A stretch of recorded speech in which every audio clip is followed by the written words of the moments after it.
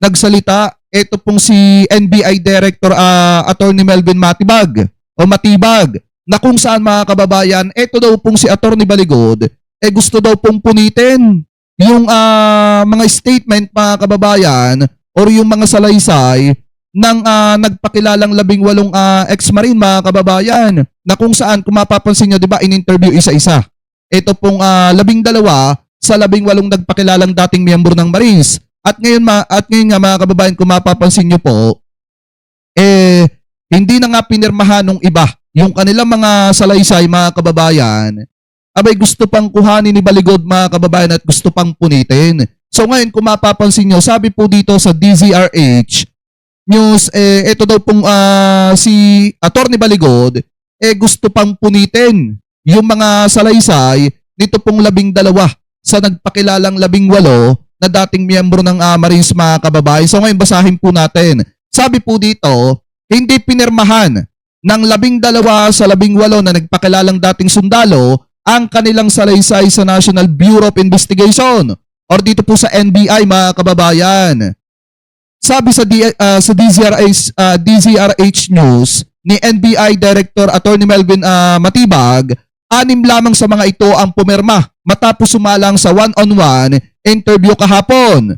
Nakuha na naman niya ng written statement ang lahat ng mga dating sundalo, pero kailangan pa umanong reviewin ni Attorney Levy Baligod ang salaysay ng 12. Sinabi ni Matibag na gusto ni Baligod na bawiin, punitin at humingi ng kopya ng pinirmahang salaysay ng 6 na ex-marine. Idiniin niyang hindi pinilit kundi kusang loob namang nagbigay ng pahayag ang mga dating sundalo at pinabasa pa ito sa kanila bago po pirmahan. Nang tanungin naman kagabi si Baligod, idinahilan niyang may karagdagan pa mga tanong ang NBI kaya hindi po nakapirma ang iba. Hindi kasi aniya makontento ang mga investigador kaya binalak pa sila kaya babalik pa sila sa bureau mga kababayan.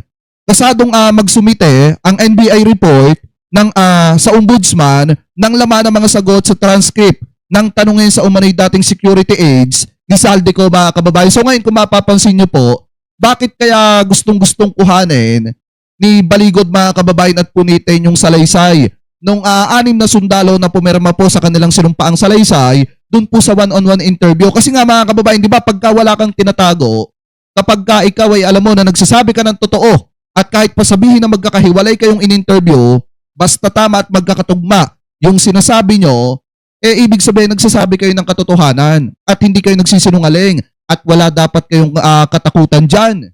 Di po ba? Pero bakit dito sa reaction po ni Baligod, kung totoo man yung sinasabi dito na gustong kuhanin yung papel na kung saan nakalagay doon yung sinumpang salaysay nung 6 na pumirma sa 18 na nagpakilalang dating miyembro ng Marines, ibig sabihin mga kababayan yan, kaya gustong kuhanin ni Baligod yon, natatakot siya na baka mali yung sinabi o inilabas na salaysay nung 6 sa 18 ex-marine mga kababayan. Di po ba? At baka mabuking sila at mahuli sila sa mga kasinungalingan po nila. So ngayon, kung mapapansin nyo rin, after po niyan mga kababayan, na-interview po etong si Baligod at dito mukha atang matipid ang sagot mga kababayan ni Baligod at ang binabanggit niya lamang po dito, si DBM Secretary Amihan Pangandaman daw po ang personal umanong kumuha ng maleta sa basement ng Harrison Homes. So ngayon ito, i-play po natin. Yung iba, personal. Halimbawa, Saka take note mga kababayan, nung tinatanong siya dito kung may ebidensya po sila na talagang personal na tumanggap ng pera etong si DBM Secretary Pangandaman, bigla po siyang tumalikod sa mga reporter. Nag-Alasara Duterte mga kababayan na biglang tumatakas sa mga reporter pag hindi po alam ang sagot. So ito, i-play po natin. Secretary Pangandaman. Siya mismo ang tumanggap eh. Pumunta siya sa basement 3 ng Horizon Homes. Siya mismo ang tumanggap. So hindi totoo yung hindi direkta. No?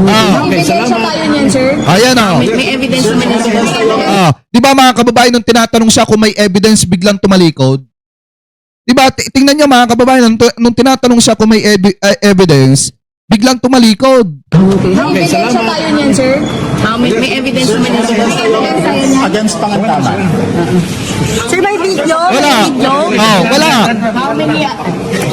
Grabe. How many? Yung iba, personal. Halimbawa, si Secretary Diba mga kababayan, alam mo kung nagsasabi ka ng totoo, wala kang dapat iwasan at wala kang dapat katakutan. At kung ano yung tinatanong sa'yo ng ng mga reporter kapag ka ini-interview ka ng ambush interview, dapat alam mo lahat ng sasabihin mo.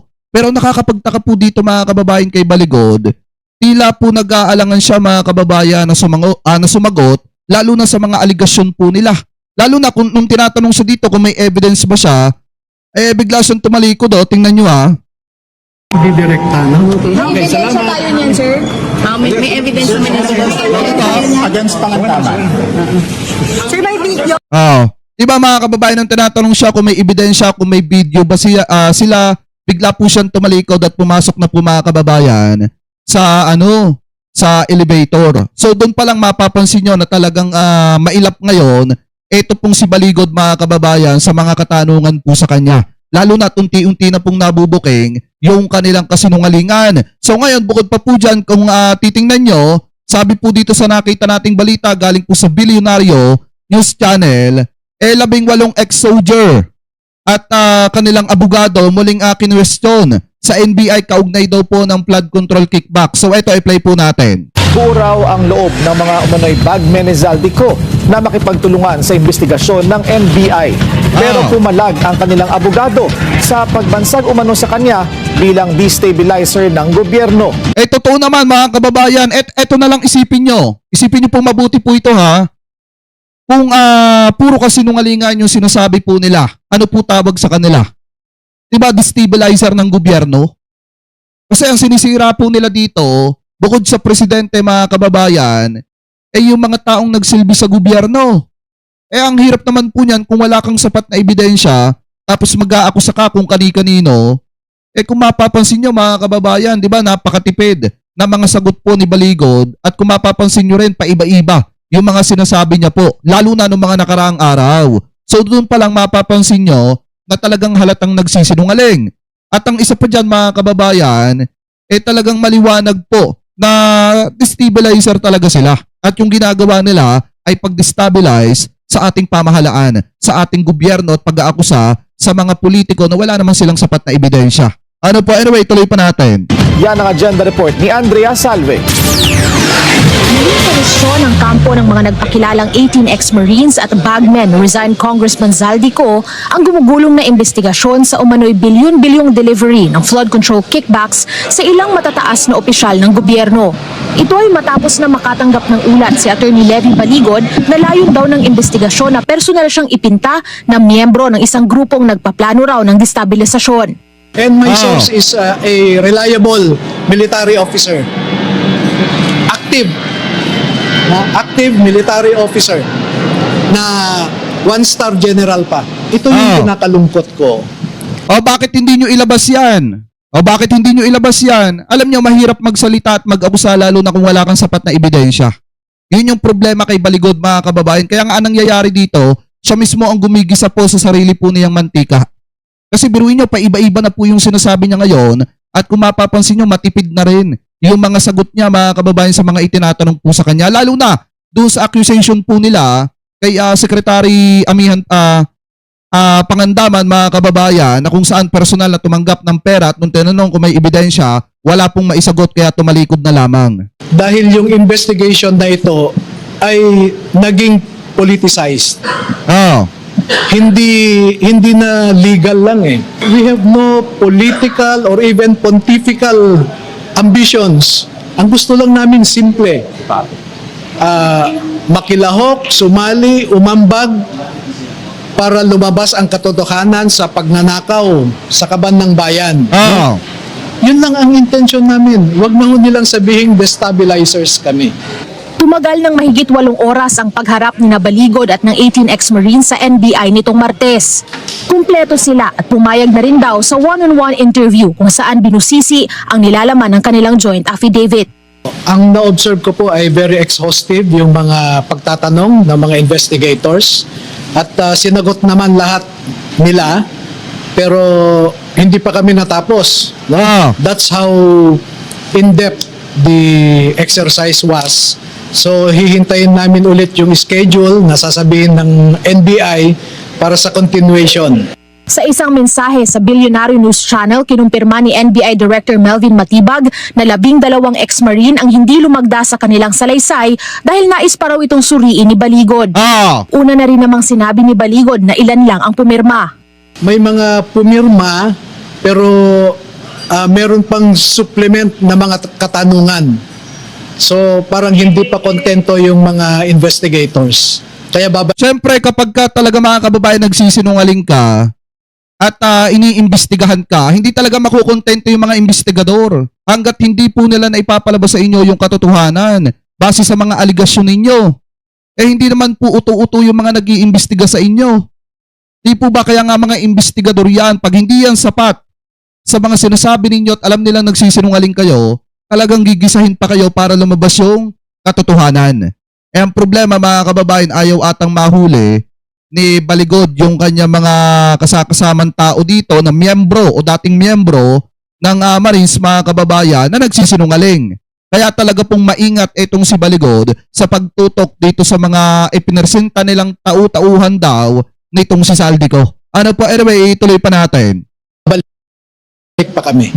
Dagdag ni Baligod, sa ngayon ay hindi pa nasusumite sa NBI ang orihinal na mga litratong nakalakip sa kanilang affidavit. Pero pinaninindigan nila ang kanilang mga aligasyon. Para sa agenda, Andrea Salve, Billionaire News Channel. Manatiling O, di ba mga kababayan? Yan nga po ang sinasabi ko kapag ka nagsisinungaling, talagang mabubuking at mabubuking ka. Yan ang nangyayari ngayon mga kababayan kay Baligod. Kung mapapansin nyo, puro iwas na lang, puro pag-aakusa na lang, at talagang natatakot sa sarili niyang multo na sila din ang gumawa.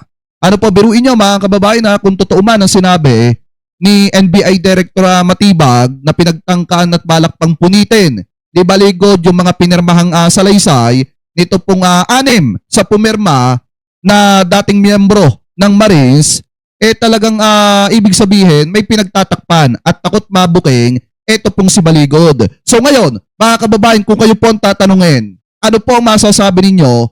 Hingil po dyan sa usapin po na yan. Comment below na lamang po kung ano po ang comment at opinion po ninyo. Hingil po dyan mga kababayan. Regador, wala kang kawala.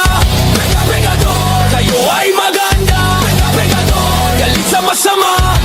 Regador, ang sa inyo bebenga. Regador, wala kang kawala. Regador, kayo ay maganda. Regador, galit sa masama. Regador, ang sa inyo bebenga.